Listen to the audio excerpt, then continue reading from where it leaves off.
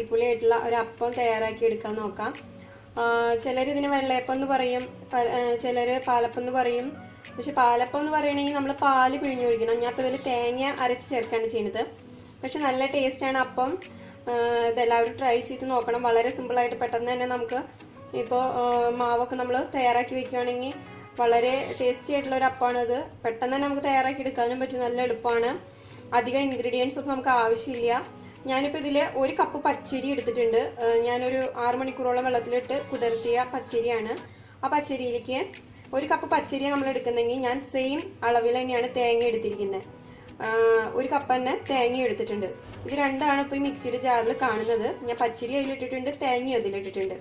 ഇനി ഒരു 1/2 കപ്പ് വെള്ളം ഒഴിച്ചിട്ട് നല്ല മഷി പോലെ ഇതാദ്യം അരച്ചെടുക്കണം, തരിയൊന്നും ഇല്ലാതെ. അതിനുശേഷം ബാക്കിയുള്ള ഇൻഗ്രീഡിയൻസിനെ പറഞ്ഞുതരാം. ആദ്യം നമുക്ക് ഇതൊന്ന് നല്ല ഒന്ന് മഷി പോലെ അരച്ചെടുക്കാം. ഇപ്പം നമ്മുടെ മാവ് ഞാൻ അരച്ചെടുത്തിട്ടുണ്ട്. ഇനി ഇതിലേക്ക് നമുക്കൊരു 3 ടീസ്പൂൺ, ടേബിൾ സ്പൂൺ അല്ല 3 ടീസ്പൂൺ പഞ്ചസാര ചേർത്ത് കൊടുക്കാം. എന്തിനാന്ന് വെച്ച് കഴിഞ്ഞാൽ നല്ല മൊരിഞ്ഞിട്ട് നല്ല കാപ്പി കളറായിട്ടുള്ള അടിയിൽ അങ്ങനത്തെ അപ്പം കിട്ടണമെങ്കിൽ ഒരു 3 ടീസ്പൂൺ പഞ്ചസാര ചേർത്ത് കൊടുത്തു കഴിഞ്ഞാൽ നല്ല മൊരിഞ്ഞ് കിട്ടും അടിവശമൊക്കെ.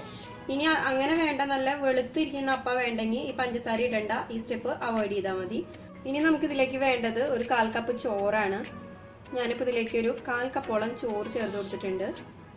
ചോറിൻ്റെ അളവ് കൂടി പോരുത്, കുറഞ്ഞാലും കുഴപ്പമില്ല, കൂടരുത്.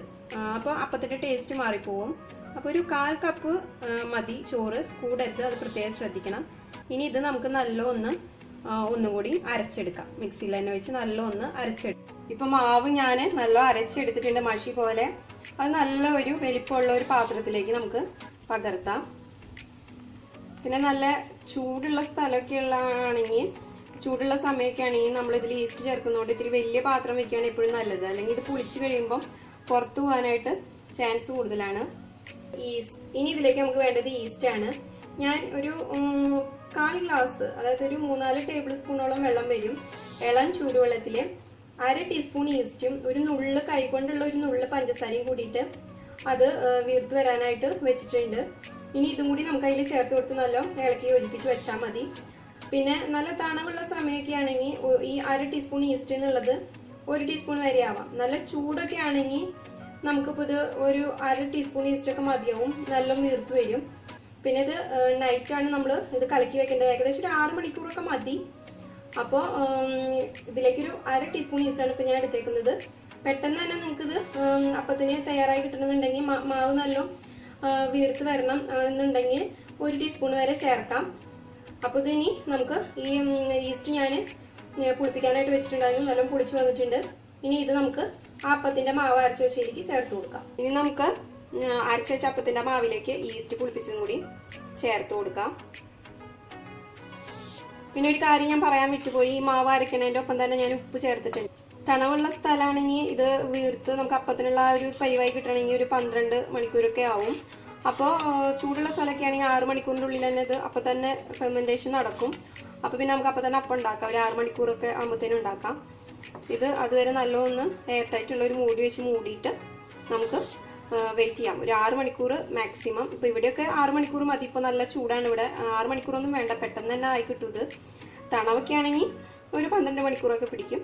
നമുക്ക് മൂടി വയ്ക്കാം. ഇത് ഇനിയൊരു 6 മണിക്കൂറിന് ശേഷം ഞാൻ തുറന്നിട്ട് കാട്ടിത്തരാം. എന്നിട്ട് എങ്ങനെയാണ് അപ്പം ഉണ്ടാക്കുന്നതെന്നും കാണിച്ചു തരാം. അപ്പോൾ നമ്മുടെ അപ്പത്തിനുള്ള മാവ് കണ്ടില്ലേ, നല്ല പുളിച്ച് വന്നിട്ടുണ്ട്. രാത്രി തന്നെ ഇത് ഞാൻ തയ്യാറാക്കി വെച്ചപ്പം ഒരു പ്രാവശ്യം ഇത് നിറഞ്ഞു വന്നു. അതിന് ശേഷം സ്പൂൺ വെച്ച് നല്ല ഇളക്കി ഫ്രിഡ്ജിൽ വെച്ചതാണ്. എന്നിട്ടും കണ്ടില്ലേ, നല്ല അപ്പത്തിനുള്ള മാവ് നല്ല ഫ്ലഫി ആയിട്ട് കുറേ ബബിൾസൊക്കെ ഉണ്ട് ഇതിൽ, നല്ല വീർത്ത് വന്നിട്ടുണ്ട്. ഇനി നമുക്കിത് നല്ല ഇളക്കി യോജിപ്പിച്ചിട്ട് അപ്പം ഉണ്ടാക്കാം. നല്ല ഒന്ന് യോജിപ്പിക്കുക. ഉപ്പിട്ടത് കുറവുണ്ടെങ്കിൽ ഈ നേരത്തൊന്ന് അഡ്ജസ്റ്റ് ചെയ്ത് ചേർക്കുക. നല്ല ഒന്ന് യോജിപ്പിച്ചെടുക്കുക. അതിന് ശേഷം നമുക്ക് അപ്പം ഉണ്ടാക്കാം. നമുക്ക് എങ്ങനെയാ അപ്പം ഉണ്ടാക്കുക നോക്കാം. മാവ് നല്ല കലക്കി എടുത്തതിന് ശേഷം ഒരു 2 കൈയിലോളം മാവ് ഞാനിപ്പോൾ ഈ കയ്യിലുണ്ട് ഈ ചട്ടിയിലേക്ക് ചൂടായിരിക്കണം. ചൂടൊക്കെ കറക്റ്റ് ആവണം, അല്ലെങ്കിൽ അപ്പം ഉണ്ടാക്കുമ്പോൾ നമുക്ക് വൃത്തിക്ക് കിട്ടില്ല. ഒരു 2 കൈയിൽ ചേർത്ത് കൊടുക്കുന്നുണ്ട്.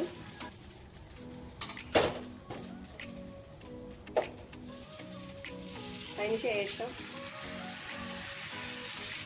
ഇതുപോലെ നല്ലൊന്ന് ചുറ്റി കൊടുക്കുക. പിന്നെ ഒരു കാര്യം ശ്രദ്ധിക്കുക, ചുറ്റിയ വശം വീണ്ടും ചുറ്റാൻ നിൽക്കരുത്. ഒരൊറ്റ പ്രാവശ്യം ചുറ്റാവൂ. അതിനുശേഷം ഒരു ലോ ഫ്ലെയിമിൽ ഒരു 30 സെക്കൻഡ് വെക്കുമ്പോഴത്തേനും നല്ലൊന്ന് മൊരിഞ്ഞ് വരും. ഇനി മൊരിഞ്ഞ് കിട്ടേണ്ട വെളുത്ത അപ്പാണ് വേണ്ടെങ്കിൽ ഒരു 10-15 സെക്കൻഡ് കഴിയുമ്പോൾ തുറന്നു വെച്ചിട്ട് ആവി പോയി കഴിയുമ്പോൾ അത് എടുത്താൽ മതി.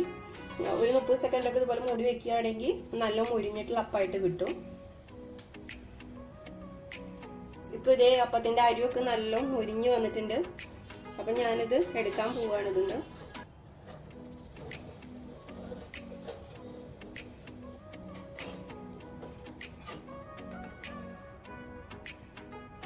കണ്ടില്ലേ,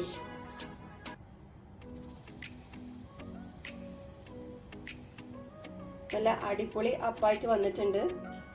നല്ല സോഫ്റ്റ് ആണ്. ഇത് തൊടുമ്പിയൊക്കെ നല്ല സോഫ്റ്റ് ഉണ്ട്. ഈ അപ്പം കണ്ടില്ലേ, താഴ്ന്നു പോകുന്നുണ്ട്. ഓൾമോസ്റ്റ് എല്ലാ അപ്പവും ചുട്ടെടുത്തിട്ടുണ്ട്. നല്ല സോഫ്റ്റ് ആണ് ഈ അപ്പമൊക്കെ, കണ്ടില്ലേ. നല്ല അടിപൊളി അപ്പാണ്. ഇതെല്ലാവരും ട്രൈ ചെയ്ത് നോക്കണം, എല്ലാവർക്കും ഇഷ്ടമാവും. ഇനിയിപ്പോൾ നിങ്ങൾക്ക് നല്ല മൊരിഞ്ഞ അപ്പം വേണ്ട, ഇതുപോലത്തെ വെളുത്ത അപ്പാണ് വേണ്ടതെങ്കിൽ ഇതുപോലെ ഒരു 15 സെക്കൻഡ് കഴിയുമ്പോഴത്തേനും എടുത്താൽ മതി. അപ്പം നല്ല വൈറ്റ് കളറിലുള്ള അപ്പം കിട്ടും. നല്ല സോഫ്റ്റ് ആണ് ഈ അപ്പം,